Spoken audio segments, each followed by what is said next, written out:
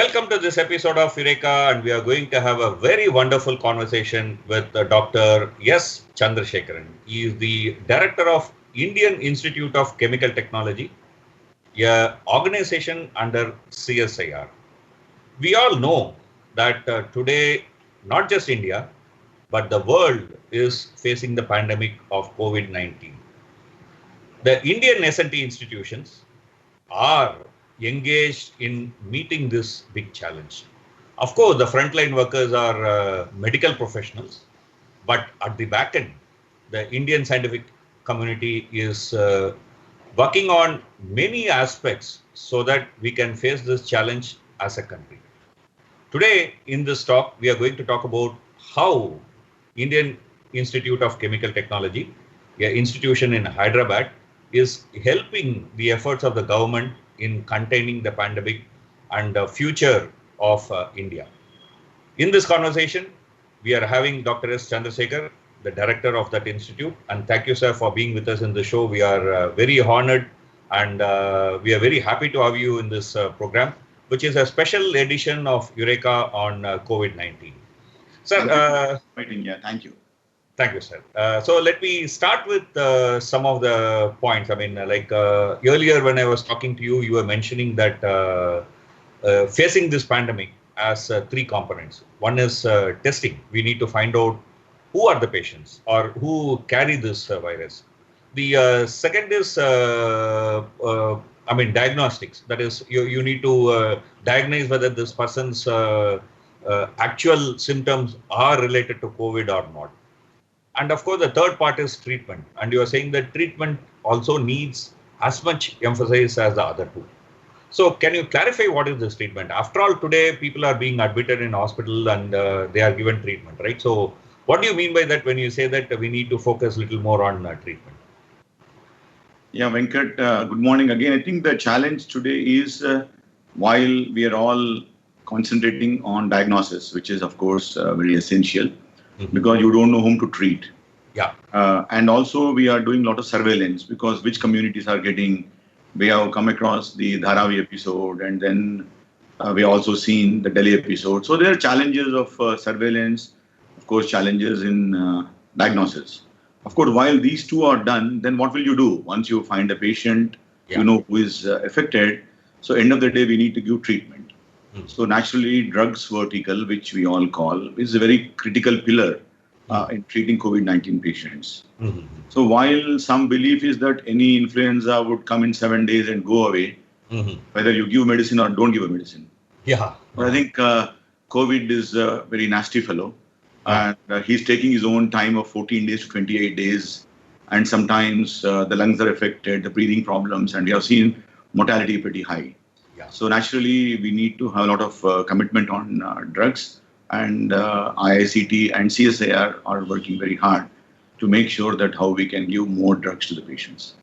Yeah, looking at your public statements, one of the things that you have mentioned is that IICT will use reverse engineering to make these drugs in India so that the Indian patients can be benefited. Perhaps we can even export it to third world countries or other countries which may require because we have capacity.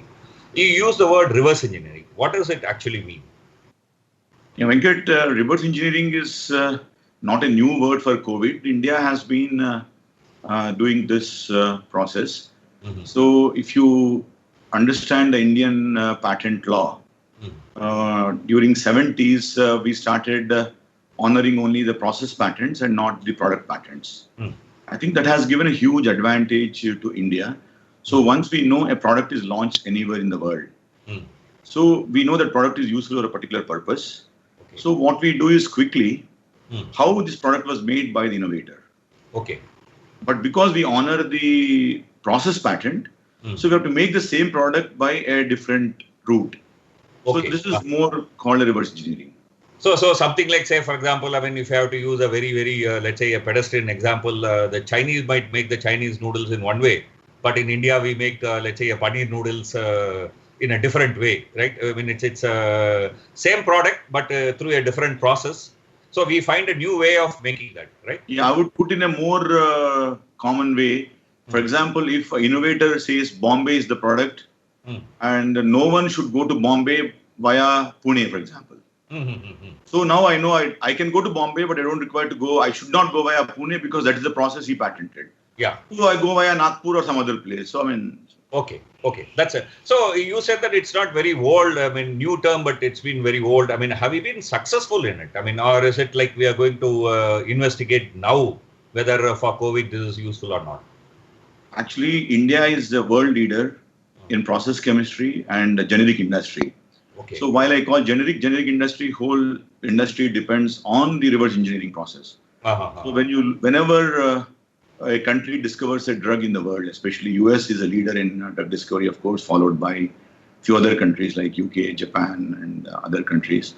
So what Indian innovators, Indian pharmaceutical industry has been doing is the moment a new drug is discovered for a particular class of patients, our pharmaceutical industry and R&D institute like ours very quickly make the same product by a different process, but with much cheaper chemicals and make it more affordable. That's how India has become a hub of generic drugs. And today we are world leaders in generic industry. No, you said that we are the hub of generic drugs and world leaders. Can you give some example of where we are really up in the market? I mean, I also hear people saying that India is the pharmacy of the third world.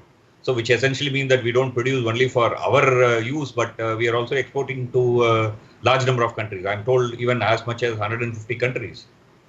Yeah, actually, most countries, including the developed nations, depend on India. And the classical example recently we have watched, I think Donald Trump had to request us to give hydroxychloroquine to their country. If you look at hydroxychloroquine, now no one owns a patent because this molecule was discovered almost 40-50 years ago. Okay. And now neither process patents exist nor product patent exists.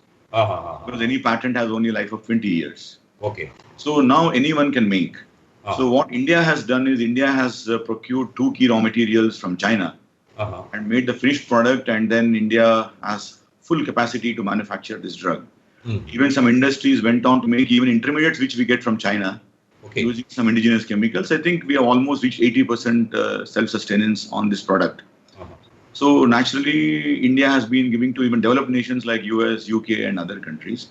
And if you look at another example, paracetamol. Whenever we get severe headache, small fever, we all take paracetamol, which is sold in many brands in our country, including Dolo and Crocin and many other brands. And same product is also sold in US as Tylenol. Okay. So while an American pays almost $1 per tablet Tylenol, which is about 70 rupees, we all pay a rupee or 50 paisa to just get a Crocin tablet in India. Yeah, that's the power of Indian generic industry. So. Okay.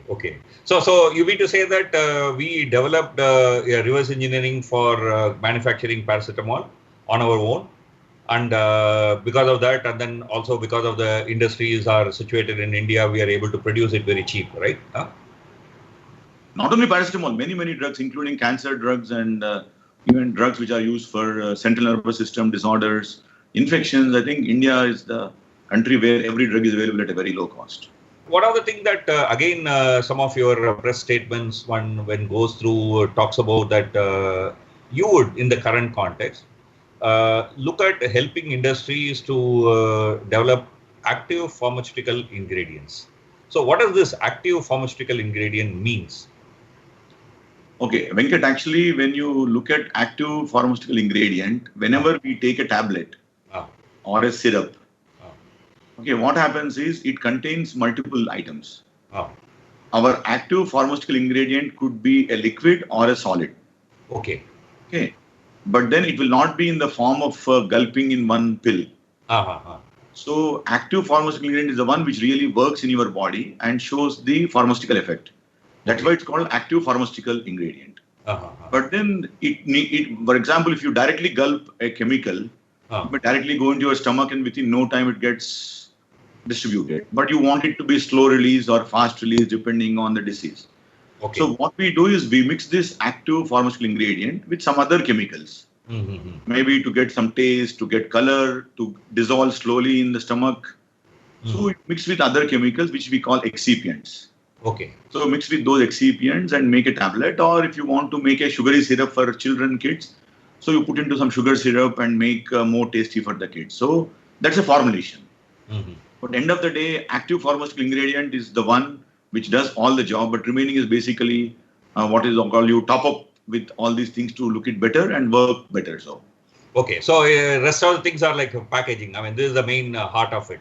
Yes. So, in a way, like for example, in the ancient, I mean, earlier times, the institute developed the first chemical, so that then the scale up was happening in the industry. Today, you are looking at for some of the drugs which are essential for COVID-19 treatment, you would produce or you would find a way of producing active pharmaceutical ingredients so that the scaling up, adding other components, etc., the industry can do. That's the game plan, right? Yes, yes, yes. Well said, yeah. Yeah, so thank you. I mean, I think what we'll do is that we'll take a very short break here. After that, we'll continue this conversation. Keep watching Eureka. We'll take a very short break. After the break, we'll continue this conversation and look at how Indian Institute of Chemical Technology, a frontier institute of CSIR in Hyderabad, is helping the nation in fighting this COVID-19 pandemic. Keep watching Eureka. We'll take a very short break.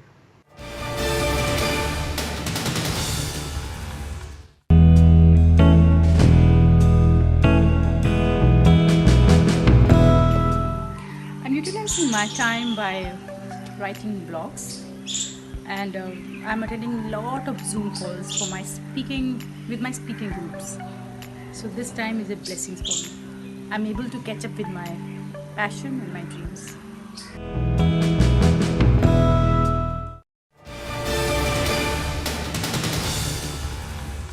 Welcome back to Eureka. You're watching a special edition of Eureka on COVID-19 and how the Indian science and technology community is helping the government in fighting this pandemic. In this episode, we are having our conversation with Dr. S Chandrasekhar, who is the director of Indian Institute of Chemical Technology, a frontier institute under CSIR at Hyderabad. Sir, before the conversation, we were talking about how reverse engineering and aspects of it, you are looking at finding treatment, that is basically drugs for fighting COVID-19. The report also points out that you are sort of focused on or zeroed on something like 25 drugs, and you are going to look at how to manufacture them in case if it is required, if they are found to be clinically useful. So the question is that how did you come at this 25 drugs? I mean, how did you identify this 25 drugs as something that is important, something to be kept at focus? Yeah, the challenge in COVID treatment currently is when you look at the history of drug discovery so far, even under the best circumstances, with at least $2 billion of investment and 8 to 12 years, a new drug could come. And we all know that COVID is only a 4-month toddler and had already created havoc to all of us.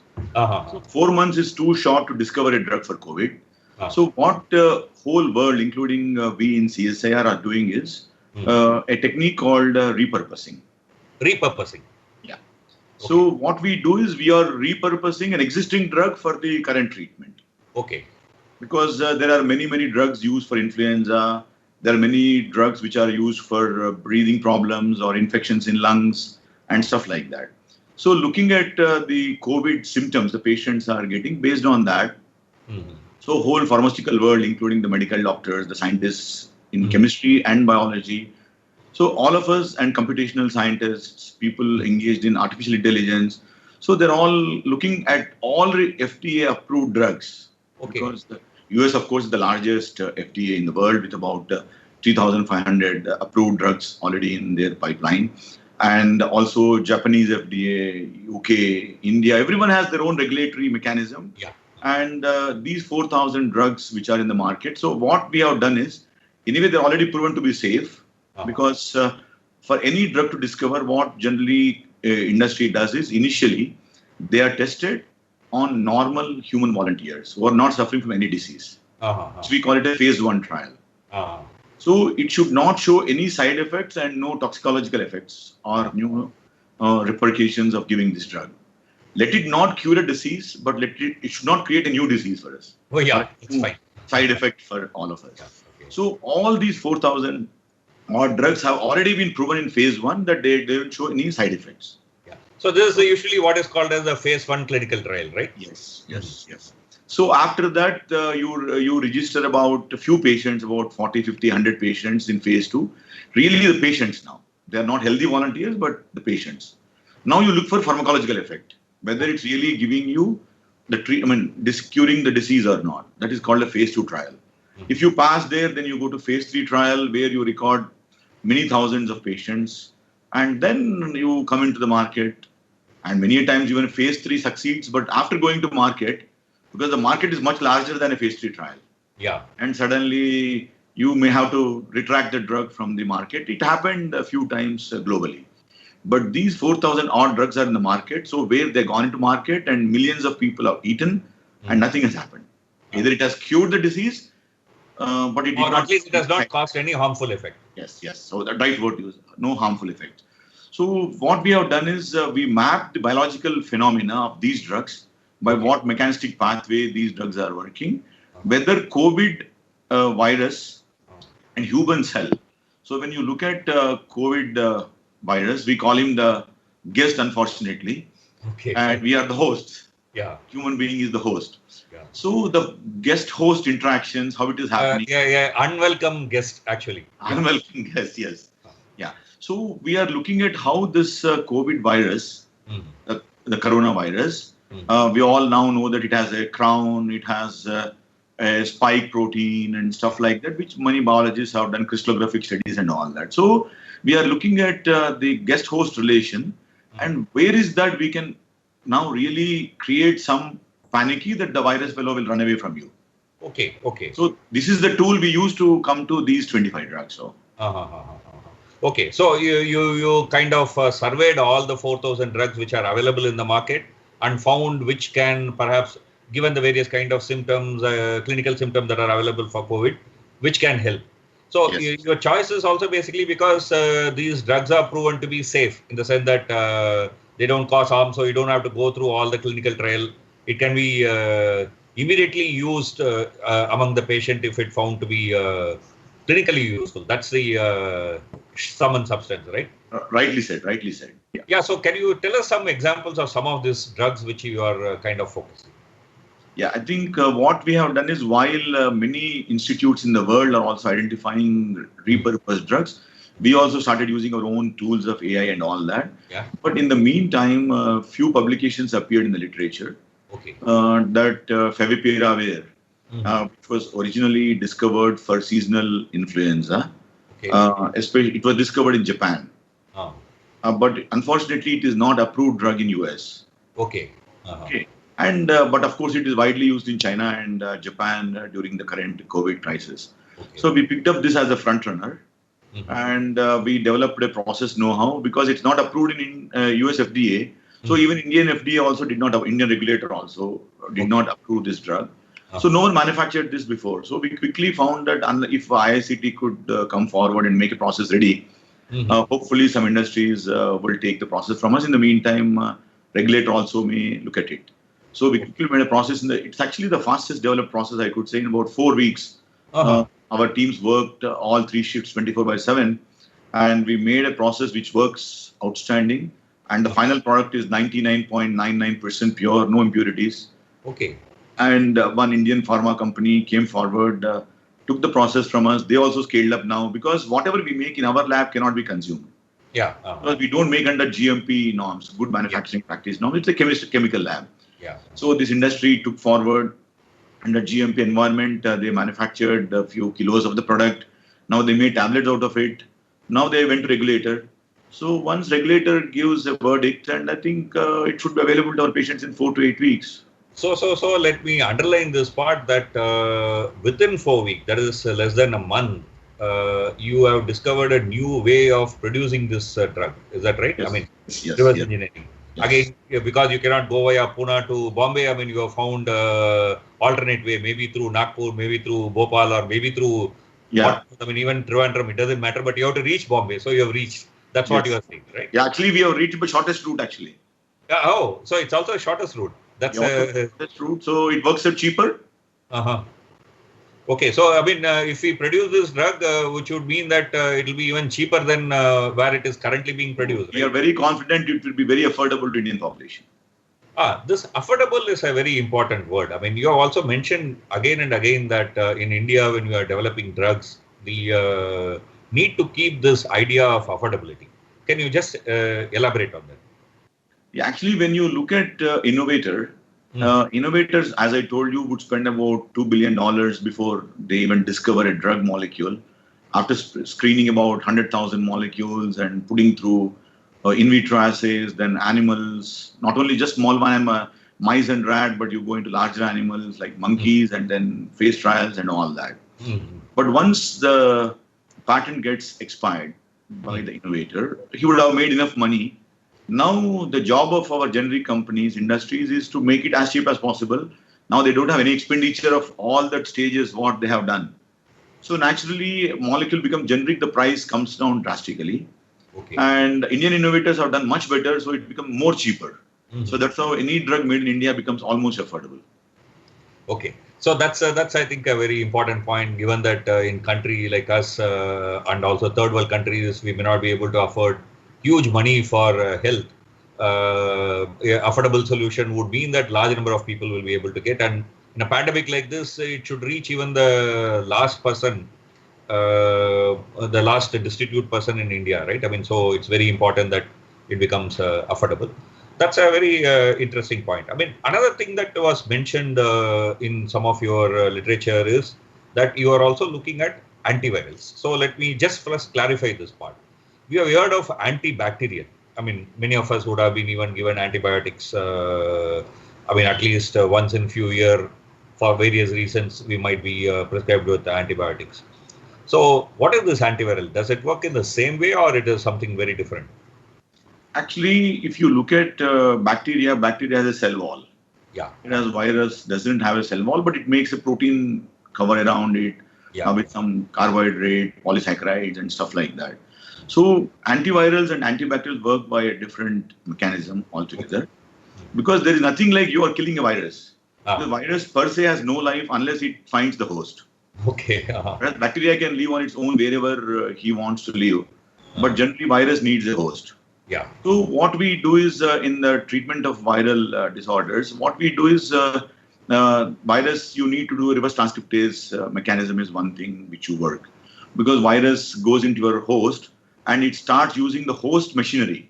It controls our whole cell now. And it asks you to produce whatever that fellow wants rather than whatever really we need for our life. That's where I think we get sick and we become patients. So many inflammatory pathways are triggered when virus becomes part of your cell structure. So we target both ways. In a viral treatment, what we do is we also give immune boosters so that we don't surrender to the virus. Okay. But we also target the guest. For example, he has a crown, for example. So how can we disrupt the crown structure so that that guy will not operate properly? So we, in the viral research, we target both the guest and the host. Okay, so Favipiravir is antiviral, but we are also working on the immune boosters of the host. So both we are working currently. Yeah. So one, I think for the viewers, one caution, clarification, I think it's essential that none of the drugs that we are talking, they should not take without medical advice. Is that correct? I mean, of course, because those chemicals are made for different purpose. We are trying to repurpose now. So this program, whenever we are discussing drugs, is essentially to understand the science and not, this should not be taken as some kind of a prescription for audience, and particularly unless and otherwise prescribed by a medical professional. This kind of drugs are not something that is going to prevent the COVID-19 infection per se, right? I think it is a good alert. I think other than OTCs, which call over-the-counter products, maybe you could go and buy a paracetamol or a citrazine, maybe, or a Vicks tablet or a Halls. But I think we should not get into buying these medicines. And I'm sure medical shops will not give you unless a prescription. Yeah. Sure. That's also a good point. So let's come to one important point, which is vaccine. World over, people are talking about vaccine being developed, and while drugs are important to cure the patient, that is people who are already infected. I mean, if you want to stop this pandemic and erase this pandemic, perhaps even make novel coronavirus just a history, we would require vaccine. There is no other alternative. So what is your role? I mean, your institution's role in this? Actually, IICT is a chemical institute, so we don't have a major role on vaccines, but you have many labs. At CSIR has about 37 labs across the country, and many biology labs are there. So a few years ago, one of our sister labs has worked with a company in Gujarat and made a vaccine for a different purpose, altogether different purpose. But then suddenly we found that that vaccine has a very powerful immune boosting mechanism. Okay. So it was made for leprosy. Okay. So it's a vaccine made for leprosy, right? Yes. We were developing the vaccine, and suddenly we found that if we can really increase a lot of, strengthen the immune system of the person who gets infected with the COVID, naturally the virus will lose the battle. Okay. So quickly we registered a clinical trial now with this vaccine, which we call it MW. Okay. And already 4 hospitals clinical trial has begun. And we are hopeful in the next few months, this MW vaccine would also be available to Indian population. Discovered in India, made in India, and then we are proud. You're saying that currently the clinical trial is on. I mean, so it's not just something that is up in the sky, but right in the process. Yes. Very, very nice. So lastly, because we don't have much time, but this question is very important that many people have there in mind. Suppose if some research institution, I mean, there are a lot of talk about, for example, this Oxford vaccine. There are people who are talking about drugs which are being discovered elsewhere. If such discoveries take place, and given the international IPR regime, that is intellectual property regime, would we be in the receiving end? How would your institute meet this challenge? Do you think we would be suffering because of this? I don't think, Venkat, the challenge here is, I think if you look at the vaccine, Oxford vaccine, the partner is a Pune-based manufacturing company. So certainly we would have access to that because India has played an important role in manufacturing of this. There's another drug which just got approval by FDA on an emergency basis for very emergency patients. Is called remdesivir. Okay. So what we have done is, while remdesivir was already in phase 3 trials in China, and still was not a pandemic. It was only confined to China and neighboring countries. But CSIR especially, we believed that why not we put our hands into this molecule and see whether we could make better than the innovator. And or who knows, when it gets clinically approved by FDA, this company would give a voluntary license to multiple organizations and multiple companies in India. Because no single company can manufacture for the world needs. So against a fee, certainly this company, Gilead Life Sciences, would certainly take many partners, and India being the world leader of FDA-approved plants. Actually, interestingly, India has the largest number of FDA-approved plants outside US. So if the US wants this product for all their population, they have to come and use our facilities to manufacture. So we are in safe hands with I think Gilead also has given a very powerful statement yesterday, the CEO of Gilead, that they are negotiating with many government bodies and private manufacturing companies to give voluntary license. So I'm sure, I think we will have both the vaccine which Oxford is talking and Gilead talking would be available to us. Maybe they would be slightly expensive, but with our innovation in reverse engineering and using our chemicals, what we have in India, we should be able to make it cheaper. So nice, sir. Nice. It's very, very heartening and very hopeful to listen to this very positive word. We are in the safe hands of Indian research institutions and also industries which can come up to meet this challenge. I mean, it's a very nice thing to hear. With this, for want of lack of time, we need to end this conversation. There are lots of things that we can discuss. Thank you for being in this show. It's been a very wonderful conversation. I'm sure all our viewers are going to be enlightened with this and informed by your information. Thank you for being in the show. Keep watching Eureka. We'll come back with another interesting conversation on how Indian scientific institutions are helping the government in fighting this COVID-19 pandemic. Keep watching Eureka. Thank you.